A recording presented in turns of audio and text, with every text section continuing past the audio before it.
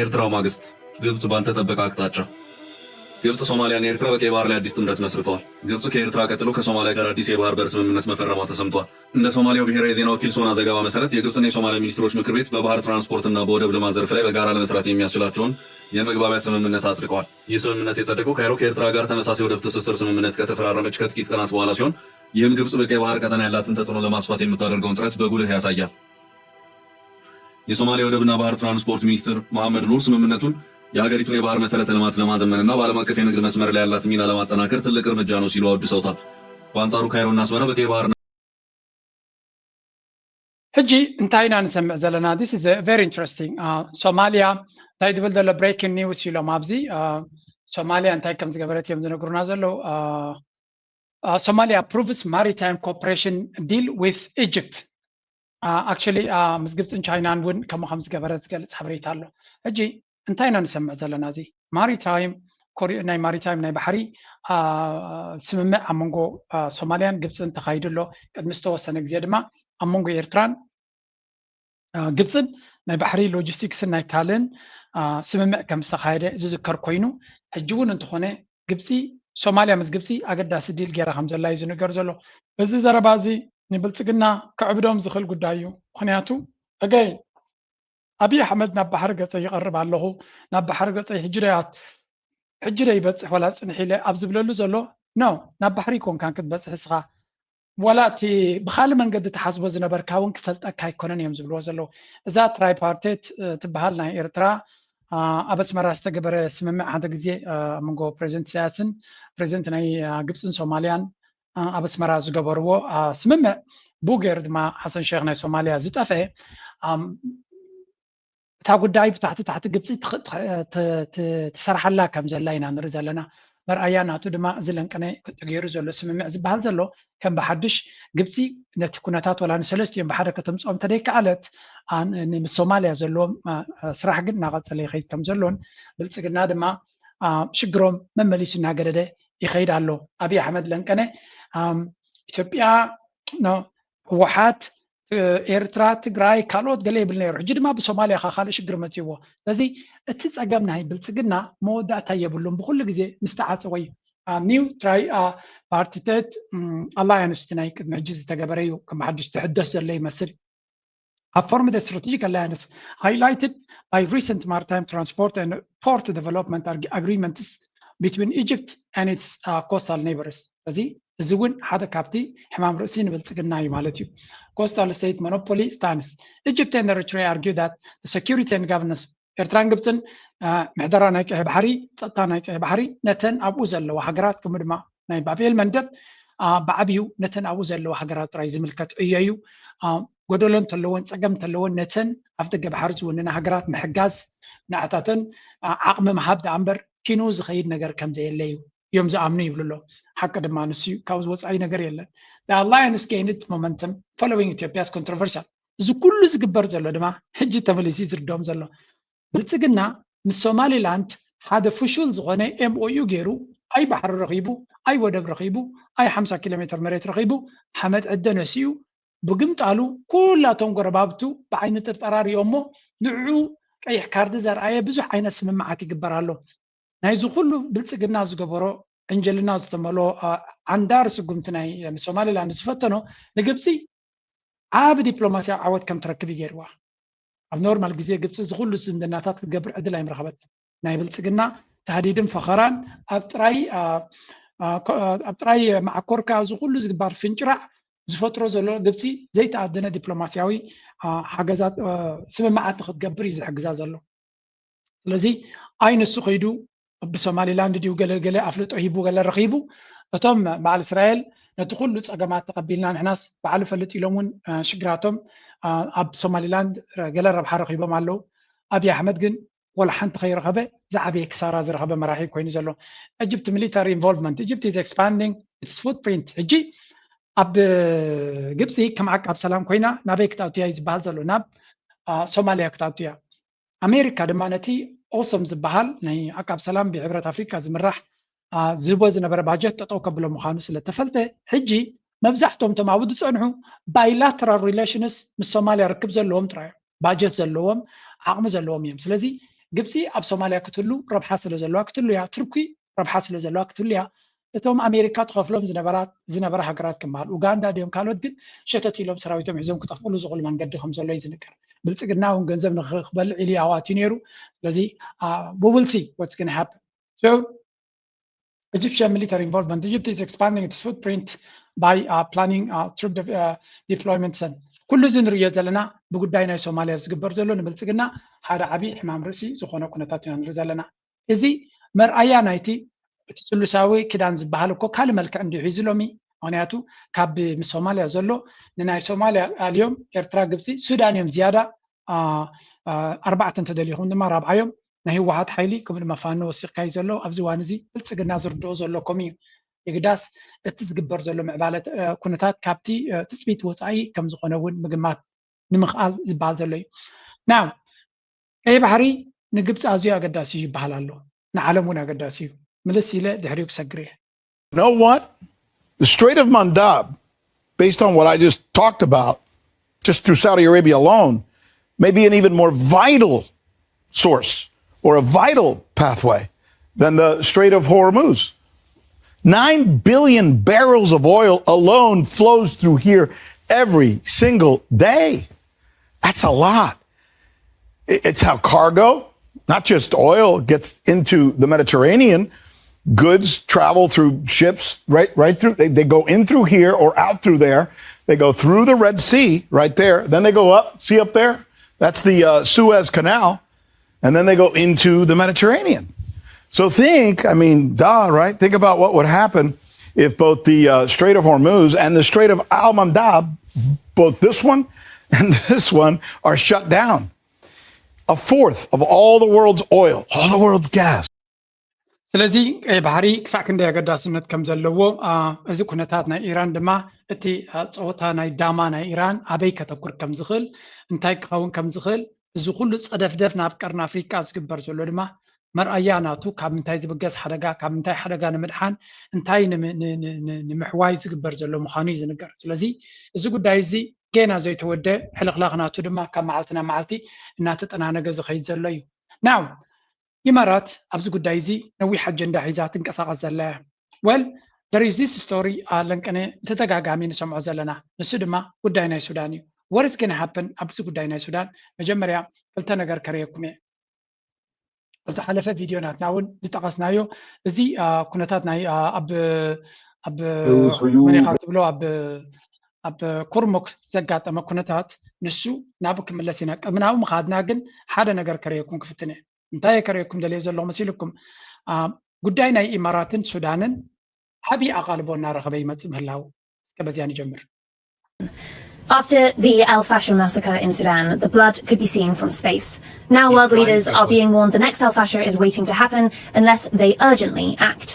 When Al Fasher was captured in October by the Rapid Support Forces, or RSF, the UN said 6,000 people were killed in the first 3 days alone. They said it bore the hallmarks of genocide. These crimes were foreseen with repeated warnings by myself and my office, but they were not prevented. This is not a drill. It is a red alert that needs to land on the desks of heads of state and government around. The fall of Al Fasher followed an ሕጂ እንታይ ኢና ንሰምዕ ዘለና ዓለም ደጊማ ደጋጊማ ከምቲ ኣብ ኣልፋሽር ገበን ተፈፂሙ ወላ ሓንቲ ከይገበርና ኣሽሓት ህዝቢ ዝሃለቐ ሕጂ ድማ በልዑቤድ ዳዕመ ሰሪዕ ተመሳሳሊ ገበን ንክገብር ይደናደን ከም ዘሎን ማሕበረሰብ ዓለም ድማ ኣክንዲ ስጉምቲ ወሲዱ ጠጠው ዘብሎ ተዓዛቢ ንክኸውን ይመርፅ ኣሎ እዮም ዝብሉ ዘሎ ዩኤን ይኹን ካልኦት ኩሎም ሂማን ራይትስ ዎች በሎ ኩሎም ዓበ መጠንቀቕታ ይገብሩ ኣለዉ እዚ መጠንቀቕታ እዚ ብተግባር ናበይ ገፁ ክኸይድ ከም ዝኽእል መንግስታት ናይ ኤውሮጳ ድማ ተሪድ ስጉምቲ ንክወዛዕ ብዙሕ ፀቕጢ ዝግበረሎም ዘሎ ክልተ ዓበይቲ ፍፃሜታት ኩነታት ናይ ዳዕመ ሰሪዕ ክንዛረብ ከለና ክልተ ዓበይቲ ስጉምትታት ተገይሮም ኣሎ መጀመርያ ባይቶ ናይ ኤውሮጳ ካብ ድቃሱ ዝተበራበረ ዝመስል ግን ተስፋ ዝህብ እዩ ባይቶ ናይ ኤውሮጳ ሓደ ኣገዳሲ ውሳነ ሕሊፍ ኣሎ እዚ ውሳነ እዚ ዋላ እኳ ኣዝዩ ተደናጊዩ ዝግበር እንተሎ ብዓብላለ ድምፂ ሓደ ኣገዳሲ ውሳነ ሕሊፎም ኣለዉ ምናልባት እየ ዝብል ዘሎ ዝተወደ ነገር የለን ስቲል እቲ ፀገም ብዓብዩ እንዲሁ ዘሎ ምናልባት ነቲ ኩነታት ክቕይር ዝኽእል ነገር እንተሎ እዚ ጉዳይ እዚ ክኸውን ዝኽእል ወሪዛት ኦኬ መጀመርያ እዚ ባይቶ ናይ ኤውሮጳ እንታይ ኣጽዲቑ ዘሎ መስለኩም? ካብቲ ኩሉ ኣብኡ ዘሎ ህዝቢ ፎከስ ኦን አትሮሲቲስ ኤንድ ሲጅስ ኣብ ሱዳን ዝግበር ዘሎ ህልቂትን ዕፅዋን ዝምልከት ማለት እዩ ሎው ሜከርስ ኦቨርዌልሚንግሊ ፓስድ ደ ሬዞሉሽን ሓደ እማሜ ኣብ ባይቶ ናይ ኤውሮጳ ዝቐረበ 476 ሕራይ ኢሎም ክቕበልዎ ከለዉ 26 ነፂጎሞ 96 ድማ ድምፆም ዓቂቦም እዚ ኸ እንታይ ዝገብር ቱ ኮንደም ዎር ክራይምስ ኤንድ ክራይምስ ኣገንስት ሂውማኒቲ ስለዚ ኣብዚ العبيد كجبر زخل جبنات ناي كوينات يكون كل كنا ناي قبل اللي تكوين ناي وجو جبناتن كمان ما جبنات قبل اللي سباز جبر زلوا specifically أبزد ما بفولي highlighted كوين زلوا دعم سر RSF شو متتقيس له سج and human rights violation بتدقق جامي جبن زفتم زلوا كجبر زخل المخانو شو متتقيس له كمان ما call for a direct aid and evacuations كتاوي حجزن سبن مدحان هيوتنا مدحان سقوم تكوسات كم زلوا. The resolution demands an urgent boost in humanitarian aid. as تي إمامي وبنتبين انتهي قبر زلوا تنتفي sorry قلت أفزقنا سبعة حاجة كاتو يتساوي يتقبر direct funding for local frontline organizations تم قطع نتم ستوم سبعة زرا حبز زلوا حاجة كواب. أساسيتنا بقنا قد أستيا explicitly naming the UAE مبزح تجزي كم زيهم عين زربا يتدعم مسار بينه 5 قبر زلوا ويون بشفون توم دحجزوا زلوا حيتات كنت نقول لهم يقولون برني إمارات شماي تقصوانهم أبزقن بقلتي شمنا يدعنا إمارات بمتقاس in a significant political shift paragraph 5 of the resolution explicitly names the United Arab Emirates including the UAE while condemning external interference لذي توم نيدقى حيتاتيلو ني إمارات بشما أبرق إهواء كم زلوا يزنقر زي إمارات شما نخير قح كل جنزبن ميدياتاتن لوبين تتقمل ዝነበረት ኣጋጣሚ ይሰርሐን ኣሎ ሽማም ርቋሕ ማለት ግን ፀገም የፅይዋ ኣሎ ማለት ኣይኮነን ቀፂሎም ታርጌቲንግ ፕራይቬት ሴኩሪቲ እና ኣርምስ ኤምባርጎ እቶም ቀንዲ ንዳዕመ ሰሪዕ ነቲ ናይ ሲስተም ብሲስተማቲካሊ ገይሩ ገንዘብ ኣፅዋር ዘዕጥቆ ዘሎ ሓይሊ ንኣብነት እዚ ግሎባል ሴኩሪቲ ሰርቪስስ ግሩፕ ዝበሃል ሓደ ካምፓኒ ፕራይቬት ካምፓኒ እዩ ገለይ ዝበሃል ግን ምስ መንግስቲ ኢማራት ርክብ ዘለዎ ክኸውን ይኽእል እዩ ኣብ ልዕሊኡ ገዳን ክግበርን ስጉም ትክወሰድ ከም ዘለዎን ኩሎም ቶም ትካላት ብቐጥታ ንዳዕመ ሰሪዕ ኣፅዋር ንክረክብ ዝገብርዎ ዘለው ብዩኤን እውን ናይ ኣርምስ ኤምባርጎ ሴኩሪቲ ካውንስል ክወርደሎም ከም ዘለዎ ርግፅ ኣሜሪካ ቪቶ ፓወር ስለ ዘለዋ እንታይ ክገብር ይኽእል እውን ክንርኢ ኢና ማለት እዩ So, ቀፂሎም push for terrorist designation and accountability. European lawmakers called for the RSF to be called on the EU's list of terrorist organizations, demanded an independent investigation into alleged war crimes, and advocated for expanding the International Criminal Court's ICC's jurisdiction to encompass all of the Sudan. So, let's time to lose ብሓፈሻ እቲ ዳዕመ ሰሪዕ ዝበሃል ኣብቲ ናይ ኤውሮጳ ግብረ ሽበራዊ ትካል ተባሂሉ ክርቋሕን በቲ ኣይሲሲ ድማ እቶም ኣብኡ ዘለዉ ሓለፍቲ ክሕተቱን ካልእ ኩሉ ዘድሊ ተሓታትነት ክረጋገፅን ዝጠልብ እውን ክፋል ኣለዎ ይብሎ ስለዚ እዚ ንሪኦ ዘለና ሓደ ካብቲ ኣገዳሲ ድሕሪ ክንደይ ዝብፃሕ ዘሎ ቁሩብ ተስፋ ከብ ዝኽእል ፖለቲካዊ ምንቅስቃስ እዩ የግዳስ እቲ ጉዳይ ብብዙሕ መንገዲ ዝድፋኣሉ ዘሎ ኤውሮጳዊ ሕብረት ኣርእየኩም ኣለኹ ወገን ኣሜሪካ ድማ ሓደ ዓብ ሰነይተር ሕጂ እውን እንተኾነ ብተደጋጋሚ ኣብዚ እዋን እዚ ድማ ምስ በርኒ ሳንደርስ ዝበሃል ሓደ ካብቶም ፕሮግሬሲቭ ፖለቲሽያንስ እዩ ካብቶም ዴሞክራት ሳይድ እዞም ሎሚ ዝዕወቱ ዘለዉ ንኣሽቱ በዓል ሜላት ገለ ዝርከብዎም ድማ ኣብ ናቱ ካምፕ ዘለዉ እዮም ወይ ምስ ርክብ ዘለዎም እዮም ስለዚ እሱ ድማ እንታይ ኢሉ ኣሎ በርኒ ሳንደርስ is drawing a renewed attention to the war in Sudan calling on Congress to pressure the United Arab Emirates to end its military support for RSF ማለት እዩ Sanders said that conflict has been overshadowed by the wars in Ukraine, Gaza, Iran, and Lebanon, despite becoming one of the world's most humanitarian crises. ኣብዚ ድማ በርኒ ሳንደርስ በሃል ሰኔተር ድማ እንታይ ዝብል ዘሎ እዚ ኩናት እዚ ብሰንኪ ናይ ጋዛ ኩናት ብሰንኪ ኣብ ዩክራይንን ኢራንን ዘሎ ካብኦም ዝገደደ ኩናትን ዕንወትን እናተፈፀመ ከሎ ከምቲ ዝድላቃሉ ባይረኸበን ባይቶ ናይ ኣሜሪካ ድማ ንኢማራት ስጉምቲ ክወስደላ ፃውዒት ትገብር ኣሎ ማለት እዩ ኣኪዝድ ሓርኪ ዶናልድ ትራምፕ ዝኾነት ሃገር ንዶናልድ ትራምፕ ገንዘብ ገዚያ ዘላ ሃገር ኢማራት ማለት እዩ ነዚ ኩነታት ነዚ ፀገም ናይ ሱዳን ወይ እውን ጀኖሳይድ ፋንድ ትገብር ዘላ ንሳያ ካብ ሱዳን ድማ ቢሊዮንስ ገንዘብ ተሰሪቁ ይወፅእ ከም ዘሎን ብወርቂ መልክዕ ይስረቅ ከም ዘሎን ናብ ኢማራት ድማ ይኸይድ ከም ዘሎን ኣብኡ ተፃርዩ ድማ ንቁጠባ ናይ ኢማራት የገልግል ከም ዘሎን ከምኡ ድማ ሳንደር said at least 59,000 people have been confirmed killed ክሳብ 59,000 ዝተረጋገፁ ዝሞቱ ሰባት ኣለዉ with credible estimates of as high as 150 ግን إذا 59 ዝተረጋገፀ ክኸውን ከሎ ክሳብ 150,000 ክኸውን ከም ዝኽእል ተስተኻትለ ሰብ ግን ይብላ ኣሎ 14 ሚሊዮን ህዝቢ ተመዛቢሉ ከም ዘሎን and 30 million people about 2/3 of the Sudan's population now in need of emergency humanitarian assistance ስለዚ ከምኡ ድማ ከባቢ 30 ሚሊዮን ወይ ከዓ 2/3 ናይቲ ህዝቢ ኣብ ረድኤት ተፀጋዒ ከም ኮይኑ ከም ዘሎ እዩ ዝነግር ዘሎ ስለዚ this year one might hope that ኣብ 2026 ክሰምዖ ዘይግባእካ ዝሕዝን ፍጻሜታት ደጋጥም ዘሎ ኢሉ ፖስት ገይሩሎ ድሮፕ ሳይድ ድማ ነቲ ነገር ተቐቢሎም ናብ ዓለም የሰጋግርዎ ኣለዉ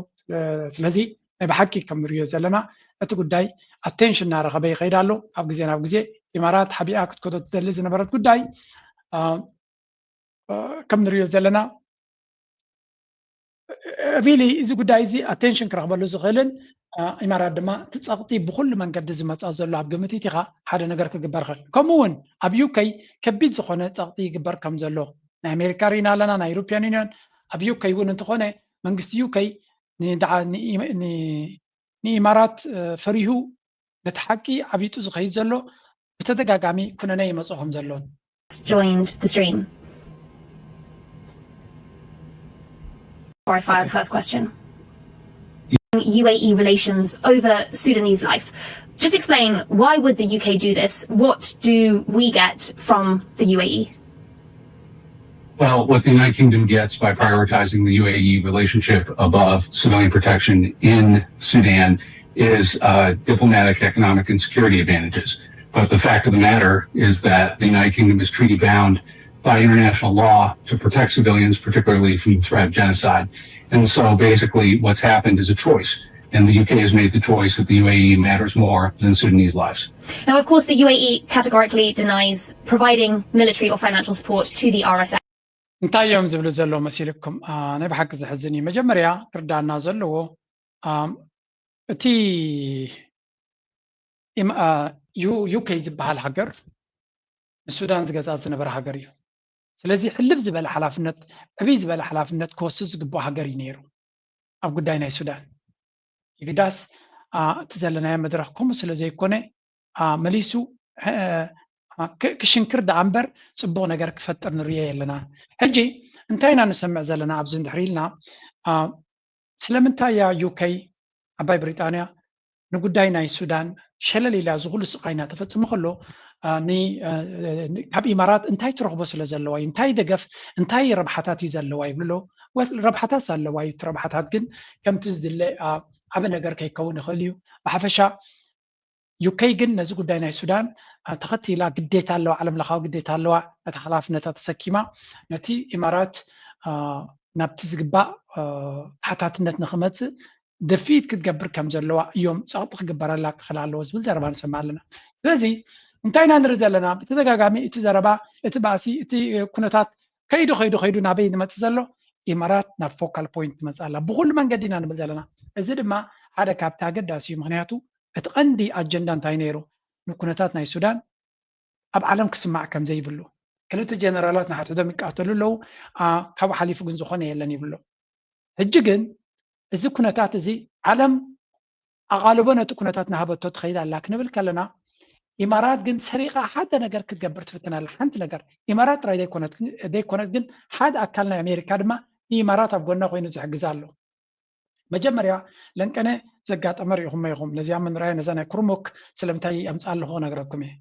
بعوض وتهدروا حي السودان حابوسو بدقفتو أب محبرة وميداتي جالس يزلم بجنرال عبد الفتاح البرهان زمرحو حيتات سراو السودان أب دوبي تيبيام حدة كيلومترات حقات ركاب استراتيجية وتكتم كرمك ناسا شدوش ساعات وصل حي على وجود حري مكيرم أب تحتي قصرم كم زور وايد تدريسهم لو عم تحيتات من قصي تيبيام دقفتهم دمام نتي قداي سيعبو حابوسهم أب محبرة وميداتي جالس يزلم نايز محبرة ونبوليسكاون حابوس كان دمخنا دمام بحيتات وحدن عم حرم زمرح حسب هرم حيتات تيبيام كمون شعبي أزلهم بوجن بين شانقول جمز أب العلي من قصي كدمام مثل تيبيام ሰራዊት ኢትዮጵያ ሰፊሕ ወታደራዊ መጥቃዕቲ ንምፍፃም መደብ ከም ዘሎም ዘመልክት እዩ ዝብሉ ርእይታት ተዓዚብና ኣለና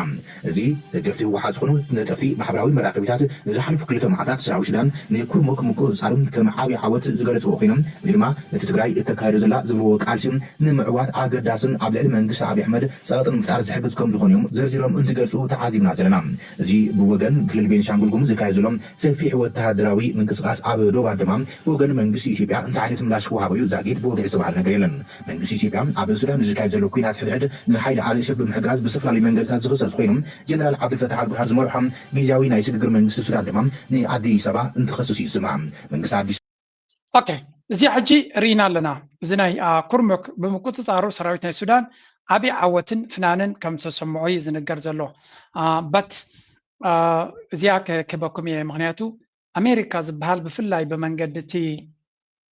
መን ኢኻ ትብሎ መሳድ ብሎስ ምስ ኢማራት ቅርበ ዝኾነ ርክብ ዘለዎ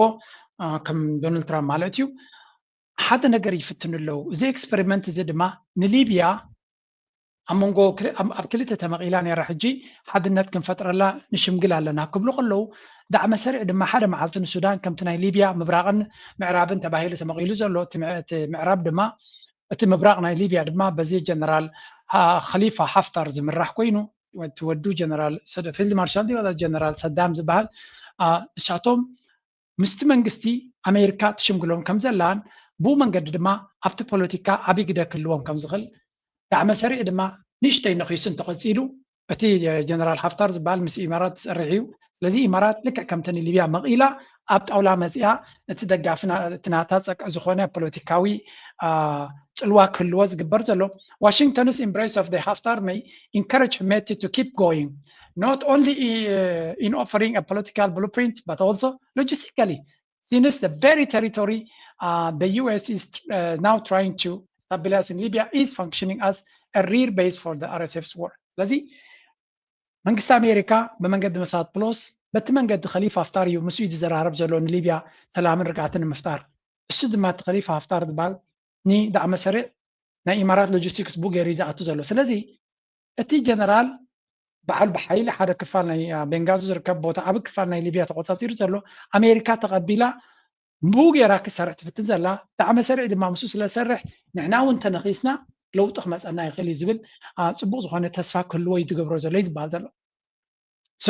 እዚ ኣብ ሊብያ ዝፅወት ዘሎ ገይም ኣብ ሱዳን ክድገም ይኽእል ዶ ኣይክእልን ንግዜ ዝሕተት ኮይኑ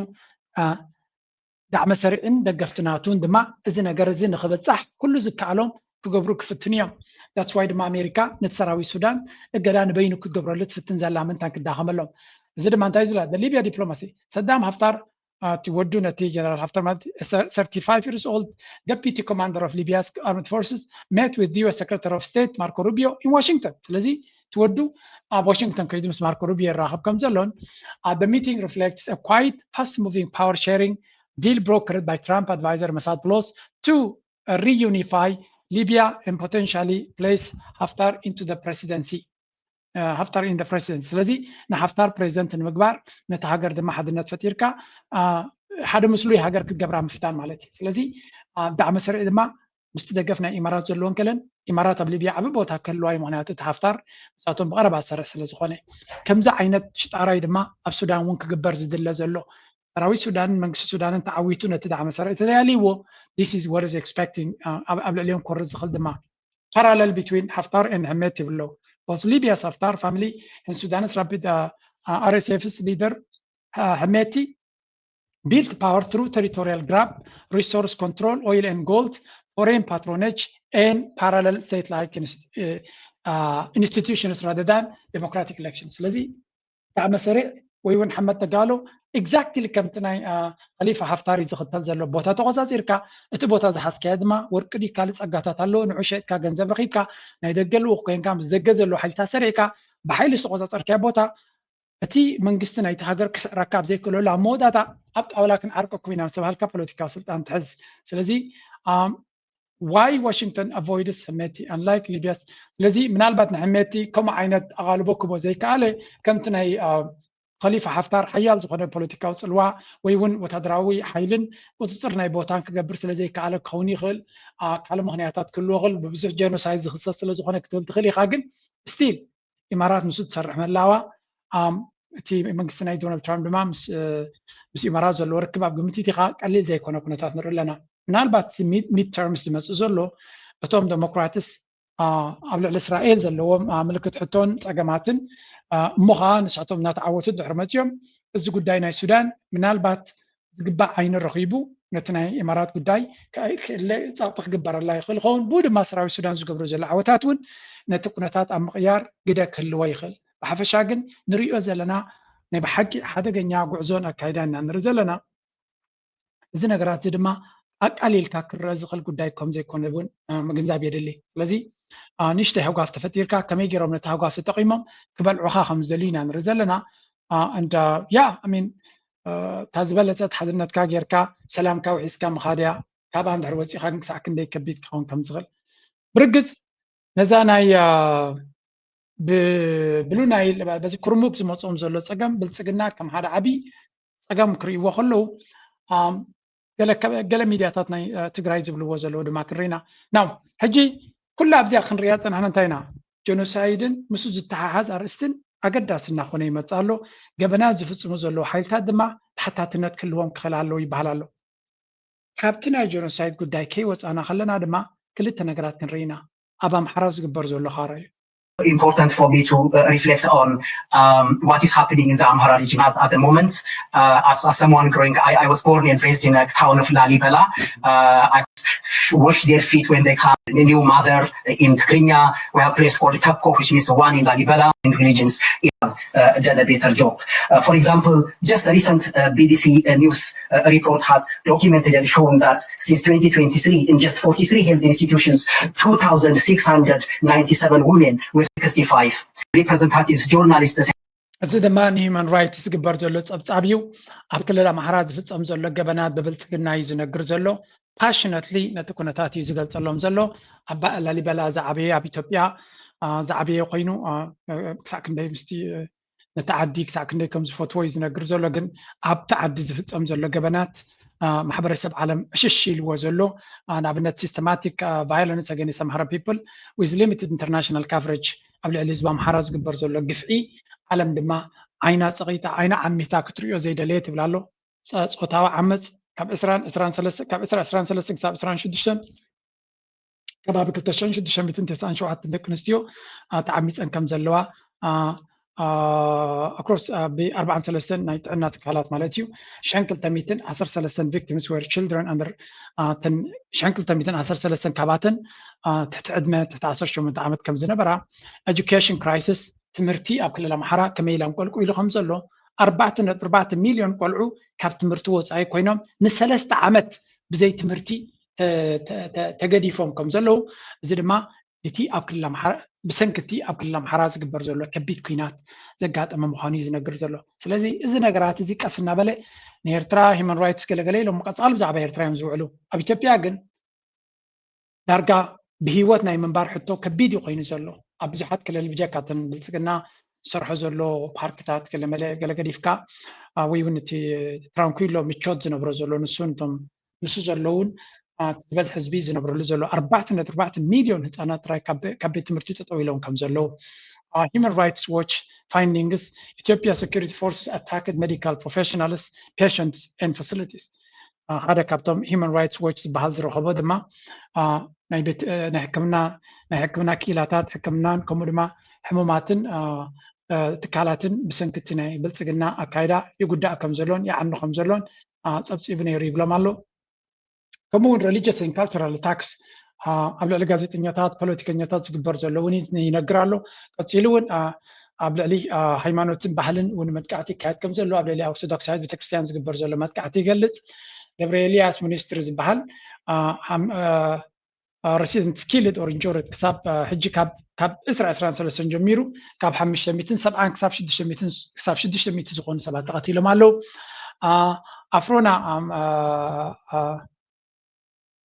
ኣፍሮና ዲያትሮና ማርያም ቸርች ዝበሃል ድማ ካብ ኣብ ወርሒ 3 2026 7 ኦርቶዶክስ ክርስቲያን ከም ዝተቐተሉ ከምኡውን ኣብ ቅዱስ ገብርኤል ዝበሃል ኣብ ኣርሲ ዝተገበረ ይመስለኒ እዚ ኣብ ወርሒ 6 2026 መዓልቲ ምርጫ ማለት እዩ historic 101 year old church is destroyed يعني حدا 100 عام زلو تاريخ ቤተክርስትያን ከም ዝተቃፀለ ስለዚ ብሓፈሻ ኣብ ክልል ኣምሓራ ዝግበር ዘሎ ኣብ ህዝቢ ኣምሓራ ዝግበር ዘሎ ግፍዒ ከምቲ ዝድለ ኣቓልቦ ይረክብ ከም ዘየለ እዮም ዘረቡ ዘሎ እዚ እውን ነቲ ብልፅግና ዝኸዶ ዘሎ ፈንጠዝያ ብፖለቲካዊ ዓይኒ ናብ ማሕበረሰብ ዓለም ንምብፃሕ ኣብ ባይቶ ናይ ኤውሮጳ ሕብረት እውን ቅድሚ ሕጂ ዓብይ ምሕፅንታን ልመናን ተኻይዱ ነይሩ እዩ ስለዚ እቲ ህዝቢ ኣምሓራ ዝገብሮ ዘሎ ሎቢ ቀሊል ኣይኮነን ኣብ ሓደ መዓልቲ ክሰርሕ ዝኽእል ኩነታት እዩ ግን you have to work hard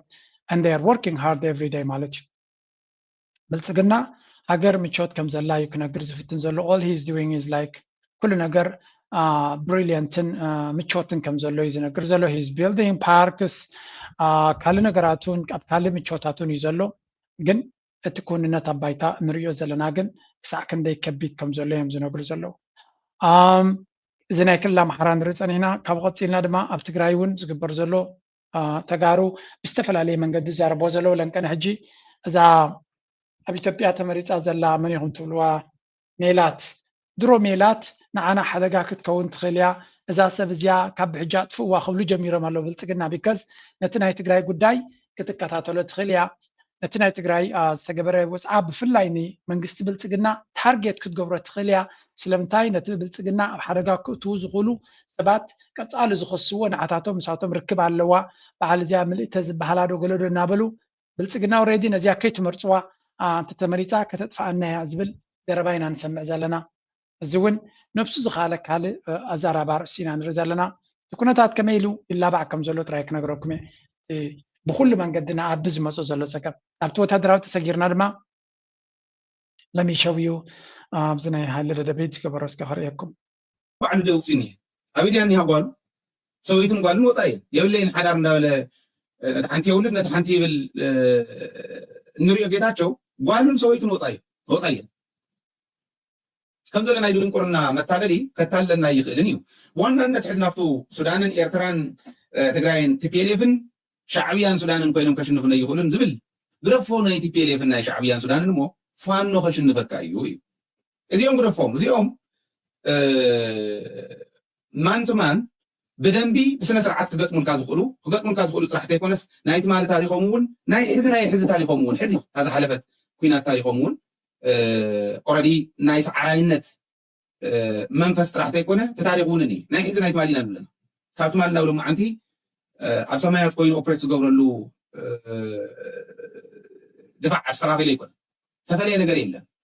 ቲፒኤልኤፍን ሻዕብያን ሱዳንን ግደፎም እሞ ፋኖ እኮ ምስዓር ዘይከኣለ ሰብ ኮይኑ ፋኖ እኮ እዩ ዘገላትዕ ዘሎ ናይ ኢትዮጵያ ሰራዊት ኣሰሊፉ ክወስዶም ከሎ ሰፍላዕ ክብሉ ከለዎም ንረኣይዎም ንፋኖ ክስዕር ዘይከኣለ ሰራዊት ንናይ ትግራይ ሰራዊት ንናይ ኤርትራ ሰራዊት ንናይ ሱዳን ሰራዊት ክስዕር ኢሉ ክዛረብ ከሎ ጭንቂ እዩ ትናንትና ሻዕቢያና ወያኔ ከሱዳን ጋር ተባብረው ደርግን ጥለዋል። አሁንም እዛ ተባብረን እንጥላለን የሚል ምኞት እንኳን ሻዕቢያና ወያኔና ሱዳን ሌላም ቢጨመር በኢትዮጵያ ሉዓላዊነት ቅንጣት ታክል ስጋት የለም። ቅንጣት ታክል ከፍተኛ በሆነ ዋጋ ከፍተኛ በሆነ ከም ትሪእዎ ዘለኹም ፈኸረዳ ኩሉ እዩ ዝኽእሎ ቅድሜኻ ፈኪሮም እዮም ቀደም ፈኪሮም እዮም ፈኸራ ናይ እያታትካን ናይ ኣቦታትካን ትቕፅል ኣለኻ ሓድሽ ነገር የለን ኩሉ ዝትፍክሮ ዘለኻ ኣብ መወዳእታ ዝመፅእ የለን ንዑ ድማ መፋኽርቲ ኣለዎ ኩላቶም ከም ዝልዮ ዘለዎም መንግስቱ ሃይለማርያም ኣይደኖ ብቴሌፎን ገለ ምስ መንግስቲ ሃይለማርያም ይራኸብ ዶ ትብሉ ሰብ እዚ ገለ ቁሩብ ስካብ መንግስቱ ሃይለማርያም ምኽሪ ይወስድ ዶኸውን ማትቲ ዘለዎ ኩነታት ምስቲ ናይ መንግስቲ ሃይለማርያም ብዙሕ ፓራለልስ ኣለዎ ብዙሕ ዘተሓሓዝ ነገር ኣለዎ እዛ ጉዳይ እዚኣ ኣብ ኢዱ ተዓርፍ ከም ዘላ ኩሉ ፈላጥ ፈሊጥዎ ኣሎ ስለዚ ምናልባት እቲ ከትሕኖ ዝኽእል ኢሉ ሒዝዎ ዘሎ ሰብ ማለት እዩ ምስኡ ተፀጊዑ ዝኸይድ ዘሎ ሰብ ንባዕሉ ተስፋ ዘይብሉ ምዃኑ ቅድሚ ሕጂ ወላ ሓንቲ ተመኩሮ ከም ዘይነበሮ ክዛረብ ከሎ ስምዑ ናይ ውድቀቱ ተመኩሮ ጥራይ ዝነገር ሲጀመር ይነስም ይብዛም ሁላችንም አመራር ውስጥ የነበርን ሰዎች በተሳሳተ ስሌት ኤክስፔክት ያደረግነው ነገር ነበረ። አንዳንዱ በ3 ሳምንት መንግስት እንገለበጣለን ብሎ ያስብ ነበረ። እኔ እንደውም ጸጋ ለዚህ ያግዘኛል። በቋንቋ ደረጃ እንኳን በደንብ ሳንግባባ ነው ወደ ጦርነት የተገባውና እኔ የትግራይ መንግስት ወይ የሰራዊት ቃል አቀባይ ሆኜ ስል እዚ ሰብ እዚ ትሪእዎ ዘለኹም ብሪፍ ሲደረግ ሊትራሊ አማሐይሽና ማለት በአማርኛ አሻሽለናል ማለት ነው። አሻሽለናል የሚል ሪፖርት ከም ትሪእዎ ዘለኹም ንተጋሩሲ ውርደት ናይ ተጋሩ ናይ መወዳእታ ተበፂሒ ከም ዘሎ በዚኻ ትፈልጥ እዮም ኢሎሞ እንታይ ዝብል ዘሎ ኩናት ክንገብር ከለና ብእስራ ዕስራ ናይ ብሓቂ ውርደት ወላ ሓንቲ ፕላንት ከም ዘይነበረን ንክንማረኽ ዝሓሸ እዩ ነይሩ ከማንሽዑ ወላ ሓንቲ ክንገብር ኣይከኣልናን ስለዚ ብዘይ ፕላን እዮም ናብቲ ኩናት እትዮሞ ኣነ ኣብ ወሃብ ቃል ከለኹ እውን ወላ ሓንቲ ኣይፈልጥን እየ ነይረ ዝግበር ዝነበረ ይብላ ኣሎ ስለዚ ነቲ ትግራይ ዝገበርዎ እዚ ኩሉ ታሪክ ፈፂምና ጅግንነት ፈፂምና መኪትና ደው ኢልና ዝብልዎ ብዘይ ፕላን ዚሮ ፕላን ሒዝና ኢና ተበጊስና እዩ ዝብሎም ዘሎ እቶም መራሕትኩም ኢልኩም ተኣምንዎም ድማ ዝኾነ ፕላን ክገብሩ ይክእሉን ኢሉ ነቲ ትግራይ ፈፂመዮ ዝብሎ ህዝቢ ትግራይ ዝኮርዓሉ ታሪክ እውን ኣትሊስት ዝመከተሉ ታሪክ ዚሮ ታሪክ እዩ ዘለኩም እዩ ዝብሎም ዘሎ ስለዚ ሰብ እዚ ክንምንታይ ነተጋሩ ጉሒፍዎም ከም ዘለዎን ንኣቢ ንምሕጓስ ንኣቢ መጎስ ንምሃብ ክሳዕ ክንደይ ኣብ መሬት ወዲቑ ከም ዘሎ እዩ ዝንገር ዘሎ እንታይ ይሒዝሉ ዘሎ ምዃን መትሓዚ ድልዮም ኣይኮነን ከብዶም እኹል እዩ መትሓዚ ስለዚ ከም ትሪእዎ ዘለኹም leadership versus youth reclaim the TPLF leadership ስለዚ ነቶም ህወሓት ንምስዓርሲ ክንድምንታይ ርሕቀት ክኸይድ ነቶም መራሕቲ ናይ ህወሓትን ጀነራላትን ንምጥፋእ ክንድምንታይ ርሕቀት ክኸይድ ከም ዝኽእል እዩ ዝንገር ዘሎ እሱ ጥራይ ግን ኣይኮነን these are like ብዙሓት መራሕቲ እዮም ብሓደ ተኣኪቦም ከምኡ ዝኾኑ ዘለዉ እንታይ ወሪድዎም ዘሎ ኣይትፈልጥን ኢኻ መደላደል የፈጠረበት ይጽምዶ ነው ይሄ ጽምዶ ነው ምክንያቱም ሻዕቢያ በትግራይ ህዝብ ላይ ምን እንደፈጠረ ያውቃሉ በማስገደድ በፍጹም ጭካኔ ወደ ማሰልጠኛ መውሰድ ወይም ደግሞ ወደ ጦርነት መውሰድ ራሱ በሀገርም ይሁን በዓለም አቀፍ ይሁን ህጋዊ ተቀባይነት የለውም ስለዚህ እናት ድንጋይ እየወረወረችላቸው ናቸው ወደ እነሱ ነው እየወረወረችው ያለ የትግራይ ወጣት የገንዘባቸው ምንጭ ከም ትሪእዎም ዘለኹም እዚኣቶም በቃ ኣወል ቀዳማይ ነገር እቲ ክዳንን ምቾትን ይረአዩ እዚ እቲ ዘረባ ብጥርሑ ከም ዘይኮነ ኣብ ኢትዮጵያ ጻድቃን በዓሉ ነጊሩኩም እዩ ኩሉ ፖለቲካዊ ወላ ፌስቡክ ዝፅሕፍ ወላ ብትዊተር ዝፅሕፍ ገንዘብ ይደሊ ኢልዎ እዚ ኩሉ ነገር ተኸፊሎም ዝገብርዎ እቲ ፖለቲካ ከምኡ ኣብ ዓለም ፖለቲካ ብገንዘብ እንድዩ ትንኮ ፖለቲካ ብጥርሑ ኣብ ኤርትራ ጥራይ ዘሎ ኣብ ኤርትራ ከማን ኣብቲ ደንብ ሃገራውነት ጥራይ ዘሎ እምበር ኣብቶም ተቃወምቲሲ ብገንዘብ ይከረየኩም እየ ገንዘብ ምስ ተወደአ ኣብ እንታይ ኣትዮም ከም ዘሎ ክንርኢና ስለዚ ኣብዚ እቲ ኣብ ትግራይ ዘሎ ሓይሊ ክንዱ ገንዘብ ክኸፍል ዝኽእል ኣይኮነን ስለዚ መኸተ እዩ ዘሎ they are just trying their best እቲ ዘለዎ ኩነታት እንተቲ እዚኣቶም እናተቀያየሩ ማልያ እናቀየሩ ክዳን እናቀየሩ ካብ ስቴሽን ናብ ስቴሽን እናዘለሉ ንኤርትራ ምውንጃል ኤርትራ ንህወሓት በቃ ህዝቢ ዝብድሉ ዘሎ ገለ እዮም ዝብሉ መፍትሒ ካ እኳ የብሎምን ወላ ሓንቲ ከምፅሉ ዝኽእሉ መፍትሒ የለን and again ኣብ ክንደይ ሃገራዊ ቴሌቭዥን እየ ዘርእየኩም ዘለኹ ኤርትራ መውዓሊቶውን ተተባሂሉ ደርጊ ሞራል ነይሩ ኦኬ መንግስቱ ሃይለማርያም ሞራል ነይሩ ሞራል የብሉን ቀሪቦም ካለው ቲፒኤልኤፍ ክበሃል ከሎ ወይ ተራዒሎም ኣለዉ ክበሃል ከሎ ወይ ሻንጦ ጠቕሊሉ ክጠፍእ እዩ ወይ ከዓ ብጭንቀት ስትሮክ ዶ ካሊእ ዶ ሒዝዎ ተባሂሉ ሆስፒታል ክንረኽቦ ኢና ሰብ እዚ ማለት እዩ ኣይትጠራጠሩ ሰዎች ባረጀ ባፈጀ ስልት ድሮ በሰራ ስልት አሁን ለመጠቀም መሞከር ጠቃሚ አይደለም። ምክንያቱም ያኔ ስልቱ የሰራው በሸበጥ ጮፈሬ የላስቲክ ጫማ መሄድ የፈለገ መቅመል የፈለገ መራብ የፈለገ ቢገባውም ባይገባውም ወስዶ የተከተለ ኃይል ነበረ። አሁን ግን 22 እና መገናኛ ህንፃ አስቀምጠህ እዛ በመቀመጥ አይሆንም ማለት ነው። ዓሻ ስለ ዝኾነ ዓንጃል ስለ ዝኾነ ተዘረባና ትሰምዑ ኣለኹም ብኮንጎ ዝኸይድ ጥሜትን ርስሓትን ቁማልን ካልእን ክብላዕ ዕላሙ ዘይፈልጥ ኣብ በረኻታት ዕድሚኡ ከባኽን ዝወሰነ ዝገበሮ ቃልሲ ነይሩ እሽነት እዩ ነይሩ ይድብል ዘሎ ታሪክ ናይ ህዝቢ ኤርትራ እዩ ዝፀርፍ ዘሎ ነቲ ሰውራ ናይ ኤርትራ ከነኣስ ዝፍትን ዘሎ መቸም ንስኻ ኣብ ምቾት እንዲኻ ትነብር ዘለኻ እቲ ኩነታት ኩናት ድማ ንዓኻ ፈፂሙ ክርዳእካ ዝኽእል ኣይኮነን ኤርትራ ግን ከተላሃየካ ትዛረቦ ዘለኻ መልሲ ትበካ የላን ቀሲላ ክትለግበካ ሓንቲ ኤርትራዊት ጓል ዝበለቶ እዩ ከም ድሌትካ ክትዛረብ ትኽእል ኢኻ ሻዕብያ ግን ከምዛ ፍልሖ ኣብ ርእስኻ ምስ ደየበ ኢኻ ክትሪኦ ይብልዎ ኣለዉ ወል ካብ ማዕዶ እውን ክሪኦ ጀሚሩ ኣሎ ሃተፍተፍ ዘብሎ ዘሎ እውን ካብ ዜሮ ዝተበገሰ ኣይኮነን ስለዚ ኣገይ እዚ ኩሉ ትሪእዎ ዘለኹም ታሪክ ይድገም ከም ዘሎ ጥራይና ከነረጋገፅ ንኽእል ሃይለ ደደቤት ድማ ፅቡቅ ገይሩ መሊሱሉ ሕዚ ተን ህንፃየን መፈራርሒ ዝጥቀመለን ዘሎ እንታይ ማለት ምኳኑ እንተተረዲእኩም ህንፃ ኣለኩም ኣብዚዩ ስለዚ ህንፃኹም ክሕዞ ክእል ኣነ ኮርሶ ጥልየ 22 እና መገናኛ ህንፃ ቁሚጥኩም ኣለኹም ህንፃኹም ኮርሶ እየ እንድያ ስለዚ ህንፃኹም ከይውረሰኩም ጀነራላት ትግራይ ግደፉ ኣነ ዝበልኩም በሉ እያ ንሱ ሲያምሪ ቀርዓል ይበልዎ ከምኡውን ከም ዝብልዎ ኣይጠራጠርን ግን ኣብይ ኣሕመድ እኳ ካብ ሞጀሌ ምንቃስ ወፂኡ እቲ ካብ ካሊእ ካብቲን ዝመፀ ካብ ሞጀሌ ምንቃስ ወፂኡ ኣብ ጉድጓድ ካብ ምውላድ ኣብ ጫካ ካብ ምውላድ ወፂኡ ቴክኖሎጂ ተዋሪሱ ቴክኖሎጂ ተኣታትዩ ብስነ ስርዓት ዓዲ ምምራሕ ክኢሉ ብናይ ዓለም ደረጃ ከይደ ኢሉ እናተዛረበስ እቶም መሰረት ስልጣነ ተጋሩ እቶም ኣክሱማውያን ኣዶሊሳውያን እቶም ኣብቲ ዘመነ እኒ እውን ስልጣነ ናይ ስልጣነ ማማ ናይ ስልጣነ ጫፍ በፂሖም ዝነበሩ ንዓለም ስልጣነ ዘምሃሩ ፃዕመንን ካልእን ከይዶም ስዒሮም እንበርኪኾም ድላዮም ገይሮም ዝመፁ ኣክሱማውያን ብዝኾነ ኣብ ታሪክ ስለ ዘይንበር በዓል ግዜ ስለ ዝኾነ ኣብ ልዕሊ ኤርትራ ዝገብርዎ ዘለው ዝንጠላ ናይ ትግራይ ተጋሩ ባዕሎም ኣለዎም ኣብ ልዕሊ ኤርትራ ዝገብርዎ ዘለው ዝንጠላ ግን ሓደ መዓልቲ ተጠምጢሙ ክመፆም ከም ዝኽእል እዩ ብዝኾነ ንሱ ታዝኽእላ ታፀርፍያ እንተቲ ሻዕብያ ቀሲሉ ከረኻኽበሉ ከም ዝኽእል ድሮ እቲ ምንቅስቃሳት ይረአ ስለ ዘሎ ንግዚኡ ከም ድሌትካ እታ ግዜኻ ተጠቀመላ ኮይናቶ ዘላ ባት this is going to be very interesting ነፍሲ ወከፍ ሰብ ድማ ዝከታተሎ ዘሎ እዩ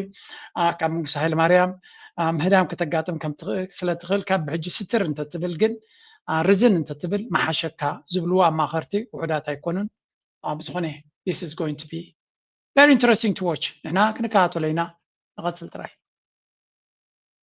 ተንብልቕመን ዘሎ መቑሽሽ ተረፍ መረፍ ናይ ማዕድን ናበልዐ ዝሰርሕ ዘሎ ኩናት እውጀልና ኣለና ንሕና ንጭነቐሉ ምክንያት ኣለና ኩናት እውጅ እዚ ኩናት እንታይ ዓይነት ኩናት እውጅ ተማሂርና ብዙሕ ነገር ርኢና ኣለና ትብል ትኽእላ ኣብ መወዳእታ ግን ኣነ ነዚ ጉዳይ እዚ ከም ናይ ኣቦይ ሳልሕ ፅውፅዋ ኣሎ ነዊሕ ዛንታ እዩ ግዜኹም ከጥፍኣልኩም ኣይደልን እየ ግን ሰነፍ ወይ ሰይጣን ንገዛእ ርእሱ ሰብ ተመሲሉ ኣብ መገዲ ፀናሓካ ዓዲ መካን ዓቡን ሻሂ ስተንኣ ከም ዝብለካ ክቋየቐካ ምእንቲ ኣይፋለይን ከምቲ ኣቦይ ሳልሕ ድብሎ ኦይ ስራሕ ኣላትኒ ስራሐይ መሰሳለጥኩ ክመፃካ እየ ትብሎ እምበሪ ከምኡ ኢሉ ፀናሓካ ሓደ ሰነፍ ኣብ መንገዲ እንድሕር ፀኒሑካ ብሰነፋት ተዓዲምካ ኣብ ቆይቆይ ትእቶ ዝበሃል ትምህርቲ ቀደም ተማሃርናዮ ኣብ ዓዲ ሹማ ናይ ሰነፋት ትምህርቲ የለና ናብኡ ንሕና ምድላዋት ክግበር ኣሎ እንታይ እቲ ዝግበር ዘሎ ምድላዋት መጥቃዕቲ በየኒ ክጅምር መዓስዮም ክጅምርዎ ብፋኖታት ድዮም ክጅምሩ ቅድም ናይ ህዝቢ ኢትዮጵያ ኩናት ድዮም ኣውጆም ክውድኡ ብመንገዲ ሳምረ ድዮም ክመፁ ብትግራይ ገይሮም ድዮም ክመፁ በየናይ መንገዲ ብጎጃም ብጎንደር ድዩ ብሸዋን ብወሎን ድዩ በየናይ ከባቢታት እዮም ዝመፁ ዘይግዜኻ ኣይተጥፍእ እዛ ክተቕሰልካ ፀናሑ ምናልባሽ ደጋጎምኩማ ፅብቕት እያ ሰነፍ ነዳይ ፈራሕ ስሱዕ መቸም ካብዚያ ንላዕሊ ዘረባ የለን በዚያ ጌርና ክንውዳእ ኢና ኣብ ጉዳይ ናይ በዓል ነዳያት ክንኣቱ ከለና ድማ ክልተ ሰለስተ ከነስማዓኩም ኢና ካብ ግዜኹምን ገንዘብኩምን ዘባኽን ጉጅለ ረሓቑ ኣብዚ ወፍሪ ዝገበረ ሰብ ኣይከስርን እዩ ዝብል ዘረባ በየነ ኣየዕሸኹም እቲ ሓደ መብፃዕ ከዓ ትወስደላ ኣነ ኣብዛ መንገዲ እዚኣ ኢንቨስት ዝገበረ ሰብ ኣይከስር ኣብዛ ጉዕዞ እዚኣ ግዚኡ ዓቕሙ ዘጥፈረ ሰብ ኣይክኸስር ጥራይ ርግፀኛ ኮይኑ ከዓ ትኽእላ ኣብ ዘይዕወት ጉጅለ ወፍሪ ትግበሩ ዘይሓላፍነታውያን ሰባት መራሕትን ክዕወቱ ይክእሉን እዮም ኣብ መጻኢት ኤርትራ ክትመርሑ ይኹን ኮሎኔላት ክትኮኑ ሕጂ ዋጋ ክፈሉ ዝብል ድሑር ፖለቲካዊ ጎስጓስ በየነ ከታልለኩም ኣይግባእን ኮሎኔል እውን ክህሉ ተኮይኑ እዛ ባይታ ይፅባሕንኩም ጀነራል እውን ክህሉ ተኮይኑ ኣብዛ ባይታ ይፅባሕንኩም ዋጋ ክፍል ኣለዎ የስ ስልጣን የዘለ ንሕብል ከውንኮ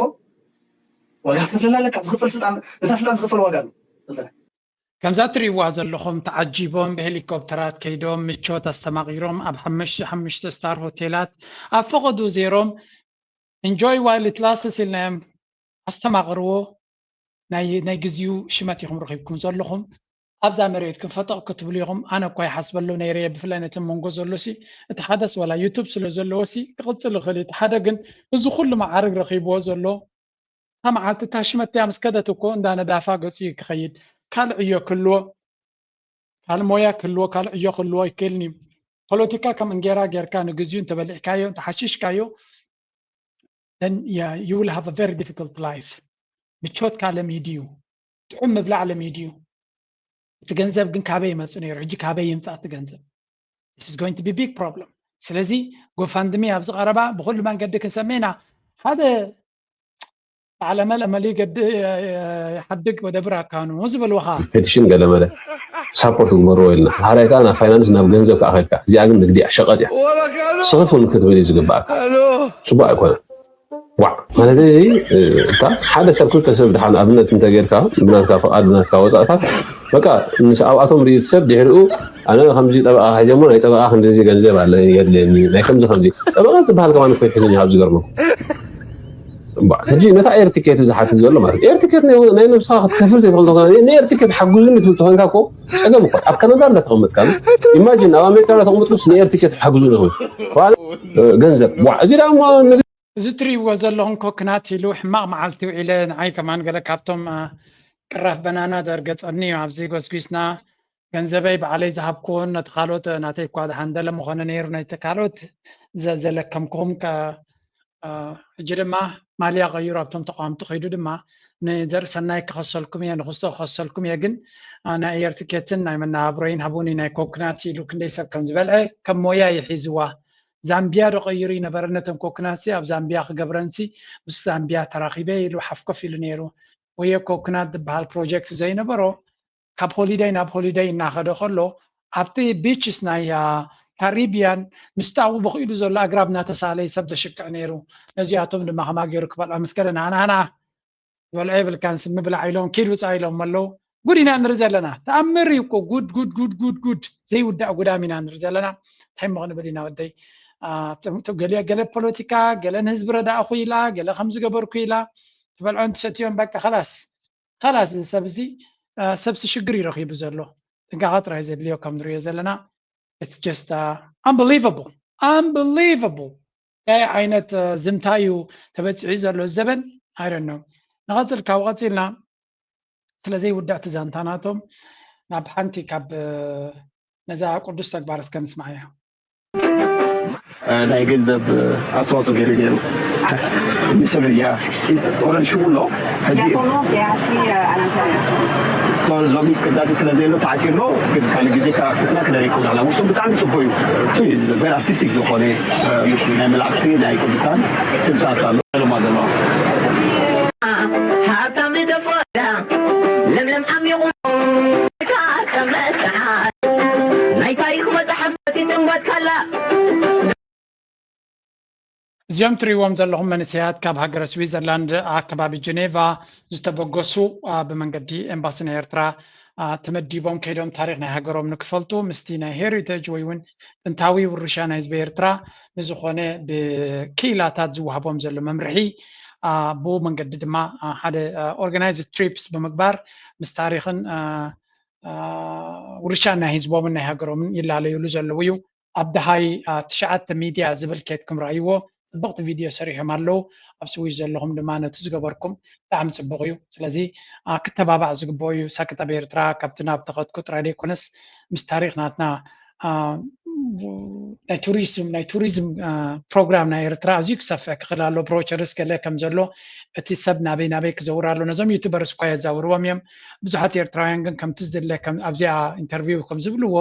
መብዛሕትኡ ግዜ እቲ ስድራ ወሲዱ ካብ ገዛ ናብ ገዛ ጎደና ሓርነት ዝወስደና እምበር ብዙሕ ኣየርእዩናን እዮም ዝብሉ እቶም መንስያት ነዚ ፀገም እዚ ንምፍታሕ ድማ ኢና ሒዝናዮም መፂና ይብሉ ኣብታ ቪድዮ ከይትኩም ስምዖ ብጣዕሚ ኢንተረስቲንግ እያ ናይቶም ቆልዑ ግብረ መልሲ ሪኣክሽንስ እውን ኣሎ ኣብኡ ብሓፈሻ እዚ ፅቡቅ ተበግሶ ኮይኑ ካብኡ ንላዕሊ ግን ክግበር ዝኽእል ደጊምና ከነስተማቕሮ ዘለና እዚ ግዜ ህፃናትና ክሪእዎ ዘሎም ሕጂ ግን እቲ መድረክ እቲ ግዜ መፂሎ ስለዚ ብሓፈሻ ከም ፈለምቲ እቲ ዝግበረሎም ዝነበረ ፀቕጢ ከም ዘገልፅኦ ፀኒሖም ኖ ኤክስኪውዝ ዝበላ ፊልሞን እናዘኪርና ሓቂ እዩ ምክንያቱ ኣይከኣልን እዩ ብዙሕ እንድሕሪት ዝገሱ ነገራት ኣለዉ ኤኣይ ዳት እንታይ ትምህርቲ ድልይዎ ዝብሉ ሰባት ኣለዉ ከም ኤኣይ ገይሩ ትምህርቲ ዘድልዮ ሕጂ ግን የለን ክበሃል ይከኣል ምክንያቱ ኣብ ሓደ እዋን ልዕሊ 10 ሞያ ዝዓጠቕካ ሰብ ከም ዝገብረካ ርኢና ኣለና ማለት እዩ ስለዚ ብሓፈሻ እቲ ዝነበሮም ፀቕጢ ግን ክሳብ ክንደይ ኣብ ግብሪ የርእይዎ ኣለዉ ካ እዚ ክንሪኦ ፀናሕና مسكري مالتي بحفشا كافت أوروب مبقسيلنا غيرنا يزلنا قال مجم أبقيسنا نكون نخل قالنا زوم كلهم 57 تماروخا كيلاتات يوم عامل لهم كالوت حدث ب50 اندافرنا كابزولو زصبه وي تاغر كابزولودنا تطلبو تاريخ كنصحف لابو نتمراتي ناي مفلما ناب ኤርትራ ዝፈረዩ ናይ AI ተማሃሮ ብምዃንኩም ጎሓጎሰኩም ክልደሊ كم نريد زلنا أنا بحكي تصفى ذهب أجنع كبهالو زجباء سرحيو تبقسيو زيادة تي توبيك ناي AI أوشت إيرترا الزارة بارستي ناخوني ممتو حركاتي إيرترا عبلو تكمس على زخل تكنولوجي كوا عقمن تلو سيو نتو كل زقود لنا ناي كل زلنا ناي حترتات ناي كلتن ناي تكنولوجي نعون مفتاح أبزي زبنزي بزتعصف كسرحلو زلو عرستي ناي AI ناي artificial intelligence من البات تخالو كل بعلها قبرو تخل وي بعلو هاجر بزح انفستمنت داتا سنتر سنقل ملن عام خيل ورنا يخل يقن نتتفتير زلو تكنولوجي نتتكم كا نتي بفلاي حساب كوليجات كسفح تمهار يونيفرسيتي إيرترا بملاتهم نازم منقد زحيزهم كخدولو زخل منقد كجبر خلالو رجز AI مالت بزح هفتقك فتح الكاز خل سلزخوني تسفان قبر تي زفتر زل عقمي إيرترا دما كجلجلا مخنياتو زي عينت بقعات وسيدو سب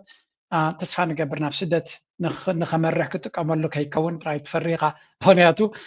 يو ريلي هنا دقس لزغدنا توم دحرنا زلو كمانا كسعبوسي تسايب لنن يعني يسكفك هيكم خطبنا بعد هذا دقة سكرتو بجركا وسيخا دقة تسديد كنا نبركا نتوم بعد زلو وسي أنا أخذ زد كاس كمان تلو قينوس لم تاخا وكف كل تدليهم دل هذا بلا نسبة I get it يرداني كم زي هيبوكراس قبر مسلوينات كتكما يدلني يعني جن بتخالد ما تهاجر كان تايتق مناتا يخاطب المالتي أنا سلا تجاجه ويونا أنا سلا زي جبركو كجبر يبلون كتب لي بالكات لذي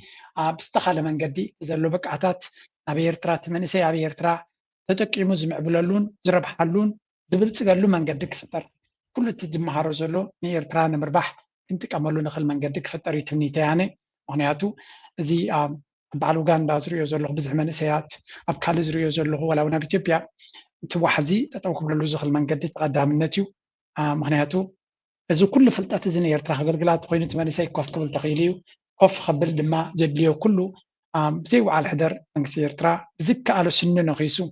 زك الدف قديفون تمانية ساي أبعد كوف نقبل زد له كل نجر ولا وين كل زك على كجبر خلاله بحلا يعني تداير له كل مهيرنا كل فليت كا كل فلتات حيزو تسديدون دجاز خيط قينة حجر بزح يتربعنا زبل من تهلني نزيادة ما كل زي غزارة أنا وديت فتوى سبات كتلو تقول يوم أنا جن كزارة أنا سينا أعدك وفق كل لوز غل قدام نتك وهذا اللي هو زبل من تهلني لايك مكبار شير مكبار هيترسعوا نا AI درف قابزكم